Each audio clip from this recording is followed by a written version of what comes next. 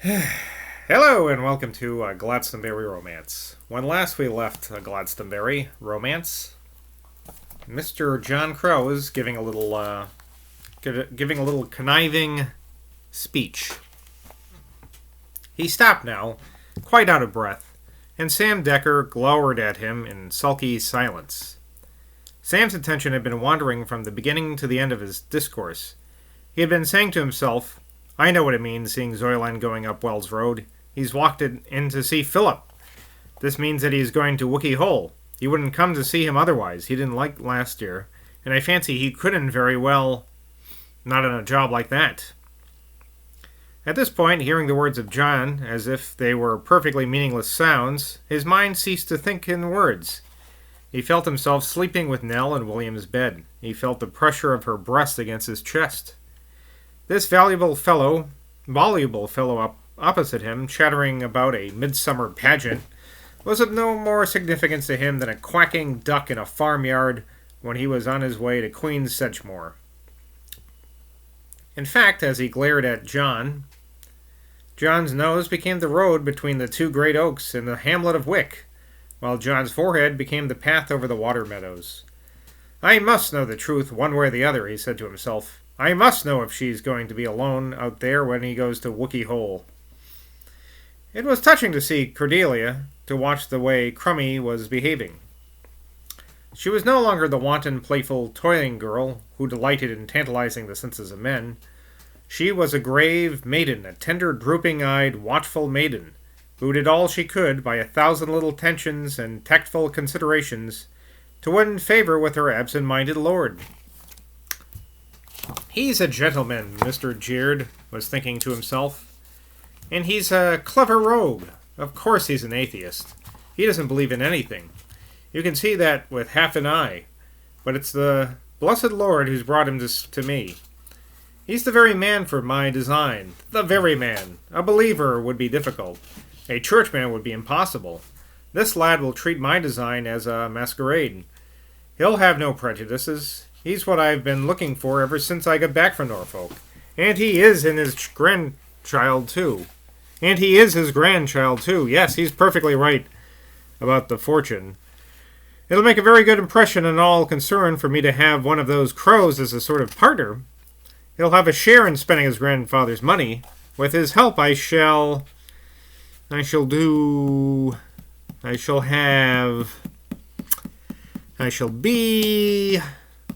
make an absolutely new thing. Sobbing happiness. Black earth. Rain. Dew. Peace."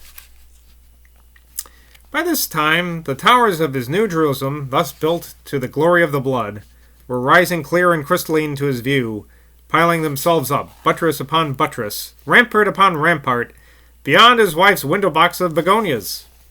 Castles of crystal, islands of glass, mirrors and mirages of the invisible, hiding places of Merlin, horns and urns and wells and cauldrons, hilltops of magic, stones of mystery.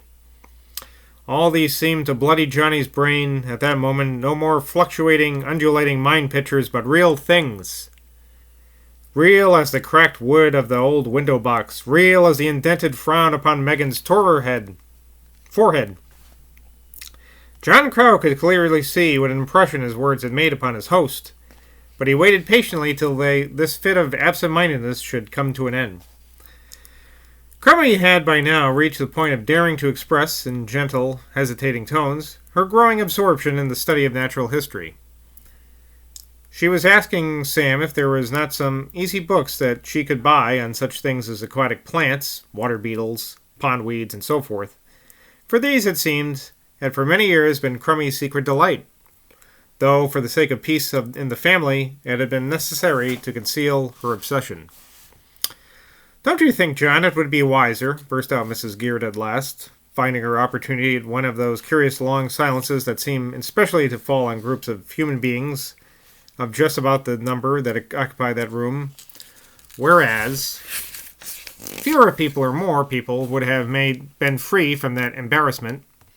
"Don't you think, John, it would be wiser to wait till we moved into Charles' house before employing anyone else?" Mother dear, interrupted Cordelia, Mr. Crow doesn't mean that he wants to live with us. Father will only pay him a small salary for his help.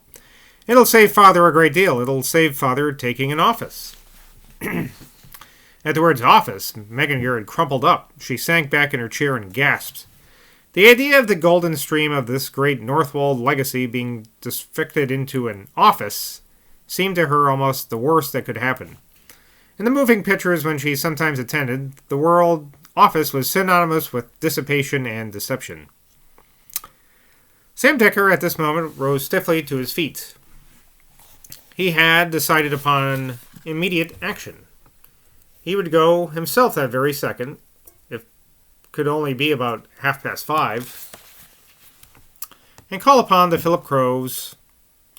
He shook hands hurriedly with his host and hostess, nodded to John Crow and Mr. Evans, and was escorted by the silent Crummy to the front door, where she reluctantly handed him his hat and stick.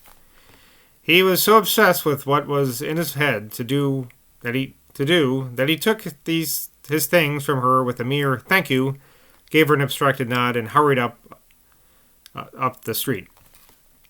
As he approached St. John's Church on the way to Wells Road, it occurred to him with extreme vividness that it was likely enough that Nell had walked into town with her husband from Queen Sedgemoor. He had seen William Malone, but that meant little. It was Nell's frequent custom to separate from Zoyland when they were together in Glastonbury, do her shopping in peace, and meet him afterwards at the Pilgrim's Inn. Sam well knew this habit of hers, and had ere now taken advantage of it, meeting her in the ruins and once even, but this was a dangerous risk, in a field at the foot of the Tor. His heart beat fiercely now, therefore, but more from love than from any startled surprise, when he perceived her figure passing under the iron gas lamp arch into the churchyard. It had been a grey day, and with the approach of sunset the air was beginning to grow both chilly and dark. He took hurried steps in pursuit and reached the churchyard just in time to see her entering the church porch. There were several people moving in and out of this church at that hour. There were still more people passing up and down the front of the churchyard entrance. And among those latter, as Sam was about to hurry under this iron arch that held the gas lamp, was a figure in workingman's clothes who hesitated not to stop him and address him. Sam could hardly endure this delay. The man was pleasant enough, and his general demeanor had the air of a foreman or a master plumber.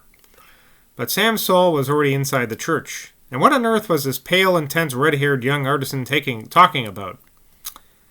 He had caught hold of Sam by the lapel of his coat. He was agitated about something. "I beg your pardon," Sam blurted out at last, "but I'm in rather a hurry. I've got to go, if you don't mind, into the church. I've got to go." At that moment, such a bitter sneer contracted this excitable young man's face that Sam did notice it had stopped. What was the matter with this fellow? Why was he so agitated? "So you're the gent she can't sign enough about, eh?" the man began in a strong Cockney accent. Here we go. "She sighs you have the look of a saint. Well, Crummy, I sighs, the next chance I get I'll take a good look at 'em. It ain't every day you sees a bloomin' sight of in street, but ask 'em, I say, if he won't speak up for a poor dog like yours humbly. A saint word, I'll tell you, ought to be pretty far for a gal if he give a bloke an up in his cordon." Who knows what he just said there? I don't know. A light for the first time broke upon Sam's impatient mind. This must be who else but Red Robinson, the Cockney communist who was always plotting troubles and strikes in Philip's factories. Sam now remembered the fact that Red Robinson's mother, with whom he lived, was an old charwoman of the most rigid conservative principles who worked regularly in the church. Sam knew her well and had often heard her speak sorrowfully and tragically of the wicked opinions of her infidel son. The whole episode was a revelation to him of how poor the Jurds had been before they inherited their legacy. It seemed hard to imagine this well-to-do workman aspiring to Crummy's hand. "You've got to see your mother home," he murmured feebly, cursing both mother and son, and thinking to himself, "If this chap comes in with me now, it'll be the last straw." And the last straw it was, for Red Robinson, clasping his workman's cap firmly up on his head, as if to show that the churchyard was no more sacred than any other yard, resolutely followed as Sam moved away, and as he followed, continued to talk of Crummy. Sam's desperation grew worse and worse as they approached the church door. He had never heard a Cockney accent carried to such a limit. The truth was that Red's accent was more Cockney than any living Londoner's. A deep vein of what might be called philological malice in him had come to emphasize this way of speaking as a form in spite of against the Glastonbury bourgeoisie, of spite against them.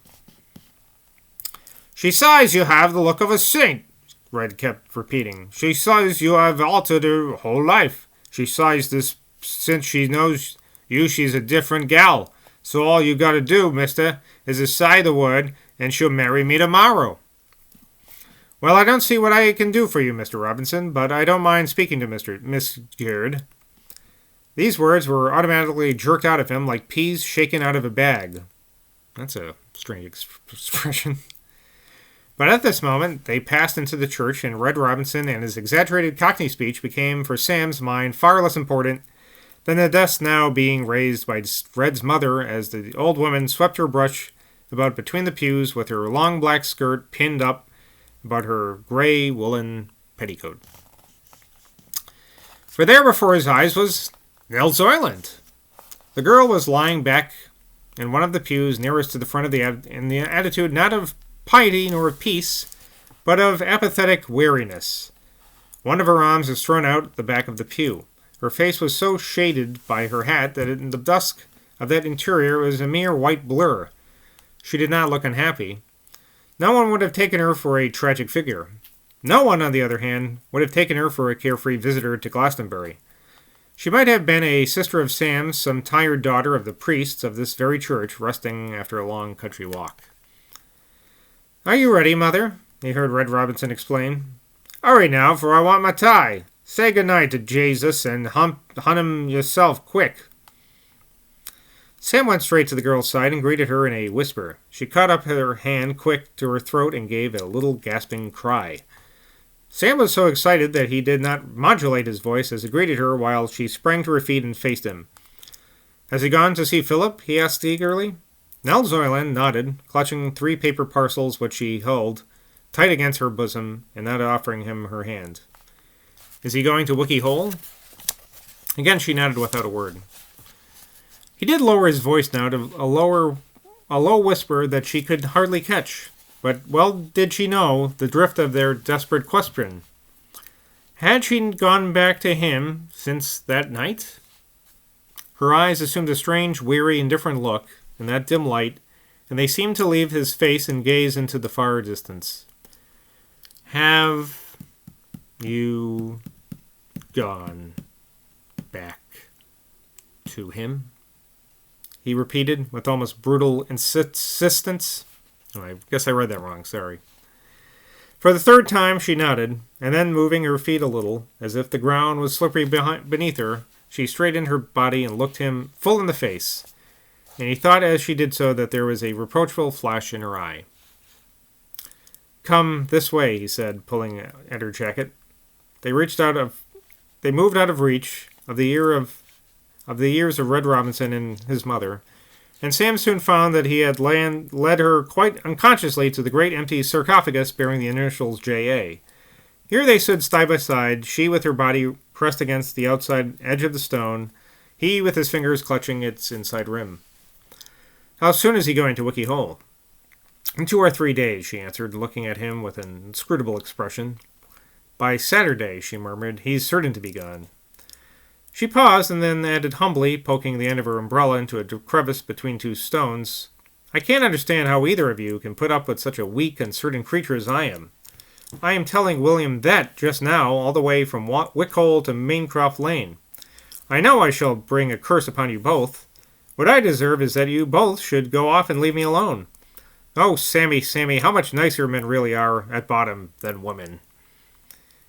Sam sighed. "I'd chance all the badness you could call up, Nellie," he said. "If only I could get you to myself," sticking about her boobs. It was her turn to sigh at this. "Why didn't you just carry me off," said Sam Dearest, "that evening on Queen Sedgemoor? We'd have managed somehow. I'm not a fool, and you've got such strong arms." Sam drew a deep breath, so deep that it shook him from head to foot. He felt a leap in the pit of his stomach as if a fish had risen there. He felt the blood throb above his cheekbones. I bet that's not the only place he's feeling it. "We might still do it, little Nell," he stammered huskily. All right. Let's stop for now. Well, that's a Glastonbury romance for today. I hope you enjoyed it as much as I did. Until next time, hey, cheers.